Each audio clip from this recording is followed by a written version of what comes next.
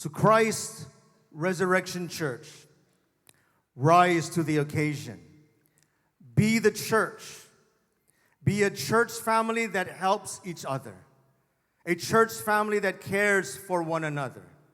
A church family that helps the weak. A church family that carries others. A church family that helps carry the burdens of others. A church family that encourages each other. A church family that builds up each other. A church family that does not leave others when they are suffering. A church family filled with selfless people. A church family that challenges others to keep on going. A church family that speaks faith-filled words to others. A church family that realizes we have only one enemy, Satan. A church family that fights together. A church family that fights for each other and not against each other. A church family united in Christ Jesus. Now let us declare and confess with all of our hearts that we shall love Christ, live like Christ, live for Christ, live like Christ, serve Christ, and serve like Christ. Another great clap of praise for our great, great God. Amen, church, and you may be seated. Well, today is a special day. We're celebrating Easter, our risen King, but our Jesus did not only rise, he's not only risen today, he's alive forevermore. But today, making it just a little bit more special, we have two testimonies that will be shared this morning. And one will be shared by our sister Jenna. She would like to give a testimony and thanks to God and to the church family. After Jenna shares, Pastor Romeo Tabuyuk will come and share his life testimony as well. And then we have a surprise number for you. So let's go ahead and welcome Sister Jenna.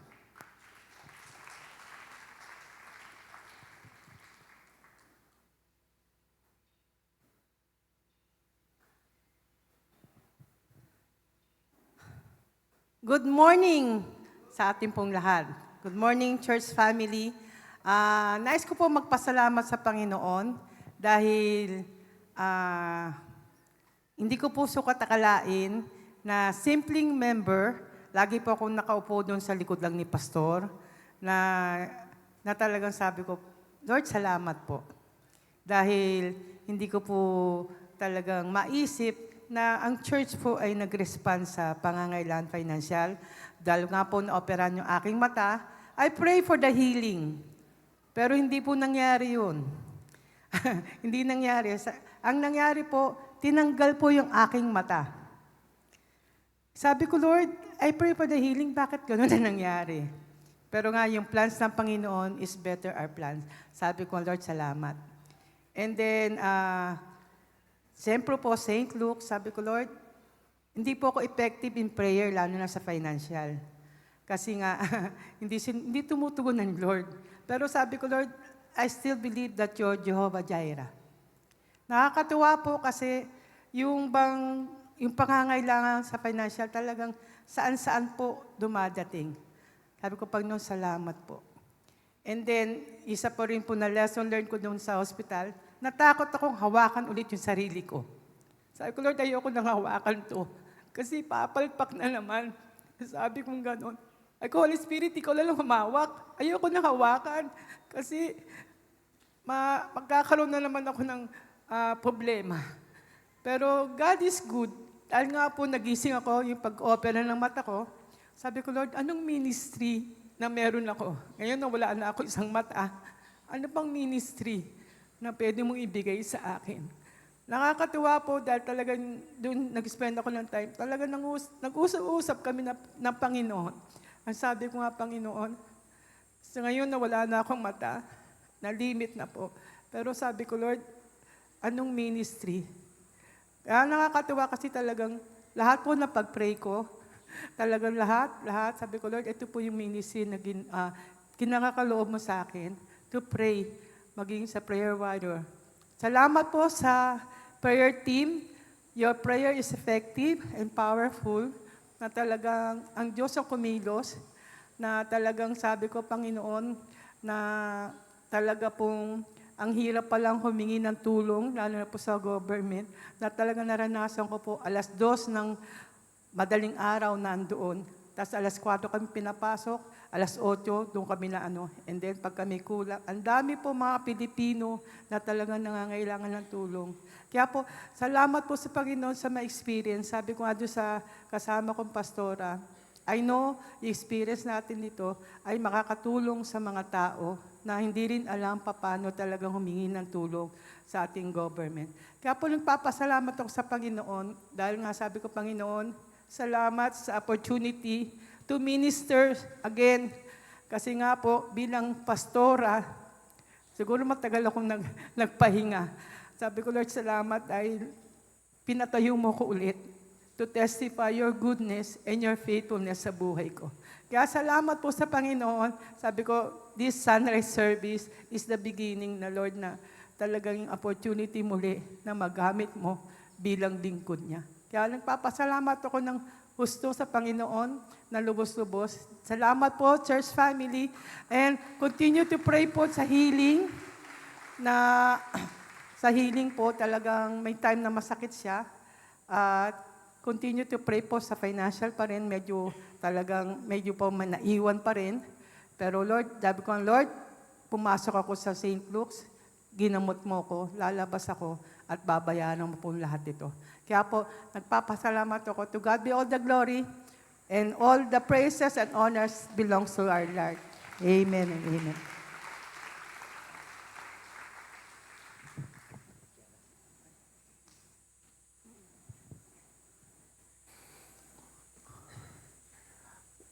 Last week, I shared at the wake of Brother Manny Oranza, and he passed away.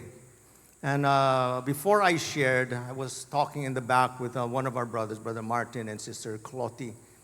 We were talking about suffering, and Clotty's mother, Clotty, nasan ka?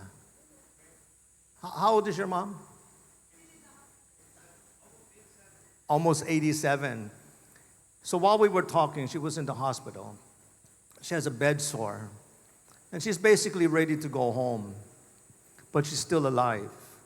In our conversation, we were talking about, why does God even allow it? Why did God allow Sister Jenna to lose her eye? During the youth camp, I was counseling a young man. He was talking about suffering as well. And this is what I shared with him. This is what I shared with Brother Clotty, Brother Martin and Sister Clotty. Think about this. Remove all the suffering from the world. Remove the suffering that you experience in your life. Where would compassion be? Where would it be? I suffered. I lost my mother at the age of 54, my father at the age of 63, my brother, associate pastor at the age of 54, my eldest brother at the age of 65, all very young. And I was the one that ministered at their funeral service, wake service as well. And the comfort that I experienced from God during those times of suffering, the comfort that I experienced from family and brethren during those times of suffering, is the same comfort that I use to comfort others. Remove suffering. Where would the world be today? Where would compassion be today? We would not have the compassion. That's why sometimes when we pray, when we don't know the person, we don't really know the country, sometimes this is what I say. I said, let's pray for this person that's going through a difficult time. But before we pray for that person, think about a difficult time that you're going through in your life. Remember the suffering that you went through and use that experience to pray for others as well. So suffering has a purpose, amen? In our suffering, God has a plan. In the suffering of Sister Jenna, she's able to now stand up once again and minister and testify of the goodness of God. Amen? Amen. Let's give God another clap of praise for that and for the life of Sister Jenna. Now let's go ahead and call on Pastor Romeo Tubuyok to share his testimony as well. Pastor Romeo is a friend, and he calls me Tatay. He calls me tatay, and siya nang bahala mag-explain. And so we got connected years back, and we're working together as ministers. And he's from Sitio Bukid, GFCC, God's Flock. And so he's going to share testimony of the changed life that God did in his life. Let's welcome Pastor Romeo. Good morning po sa inyong lahat. Salamat po sa pagkakataon para maipagpatotoo ko yung kwento ng aking buhay kung paano ako nakakilala sa Panginoon. Ako po si Romeo Tabuyok, sa mga hindi nakakilala sa akin. Ako po ay pinanganak dyan sa may Bonifacio sa Pag-asa. During ng mga 90s, ang tatay ko ay kakalabas lang ng kulungan sa Muntinlupa, membro ng Bahala na Gang. Pagka-uwi niya rito sa Olongapo, nagtrabaho bilang tattoo artist sa mga kano noong mga 90s. At nakagisnang kong pamilya, yung tatay ko, dahil sa nature ng kanyang trabaho, umiinom, nagda-drugs. During ng time na yon, Red Devil capsule ang tinitake nila, naghihiwa-hiwa ng balat. Pagkatapos ng binubugbog yung nanay ko. So yun yung nakagisnang kong pamilya. Ang Bonifacio noon, kuhaan ng marijuana noong mga time na yon.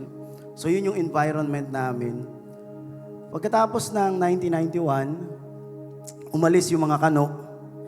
Pumutok ang Pinatubo. Ang tatay ko, tattoo artist. Napuno ng buhangin yung bahay namin. Nag-collapse. Nag-collapse din yung financial capability ng tatay ko dahil umalis yung mga kano. Nag-collapse din yung aming pamilya. Ang tatay ko nag-asawa ng taga-balik-balik. Nanay ko umuwi ng Quezon City, dinala yung dalawa kong kapatid. Yung ate ko tumira sa tita ko na may-ari ng Mulawin, Pandesal, Ortiguera. Ang kuya ko nakipagsapalaran sa Maynila, nagtato. Dalawa kami ng kuya ko tumira sa Bonifacio, sa sira-sirang bahay.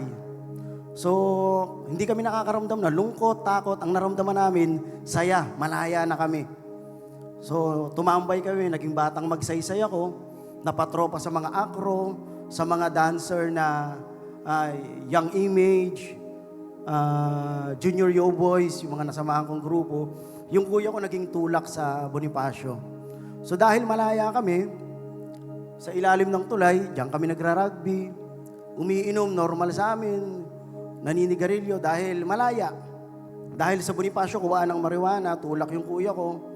Nagtitake din kami ng marijuana. Walang restriction, walang nagbabawal. Labas-masok kami sa kulungan, Station A, Station B. Dadaling kami sa Lingap Center. May mga kamag-anak to. Tapos nag-aaral sa kalalaki. Palabasin nyo. Pinapalabas kami. Umuwi yung nanay ko, nakakulong ako dyan sa Station B. Sabi niya, gusto mo ba magbago? Umuwi ka sa Quezon City. Isa lang yung kondisyon, kailangan magsimba ka. Kasi titira tayo sa lola mo. Sabi ko, sige, nagsisimba naman ako. Wala namang problema, simba lang eh. Pagpunta ko sa church, nagsisigawan, palakpakan, sayawan, hallelujah, praise the Lord. Sabi ko, ano ba nangyayari dito? Ba't ang gulo? Nabigla ako sa Quezon City, New Life Christian Fellowship. Sabi ko, ba't ganito rito? Pero yung pala, yun na yung encounter ko sa Panginoon. Nagsisimba ako first year, second year, third year high school. Pero hindi ako nagbabago. Lumala pa nga ako kasi second year, nagtattoo na rin ako. Bayad sa amin sa Pasay, items. Pagdating ng third year, dito na ako kinorner ni Lord. Ang gulo ng buhay, ang dami kong back subjects. Mula first year, second year, third year. May nanguha ng gamit ko sa tattoo, nawalan ako ng income. Away sa school, away sa bahay, pinapalayas na ako ng lola ko. Isang Sunday, pag tumingin ako sa kisame, isang remarkable sa church, nararamdaman ko yung presence ni Lord, pero wala lang. Pero nung time na yon, tumingala ako, sabi ko, kung talagang Diyos ka, baguhin mo yung buhay ko. Kung talagang Diyos ka, imposible ako makagraduate. Back subject ako ng first year, second year, third year. Hindi ko pinapasukan. Pag-graduatein mo ako. Yun yung mga testimony, yung karanasan ko sa Panginoon.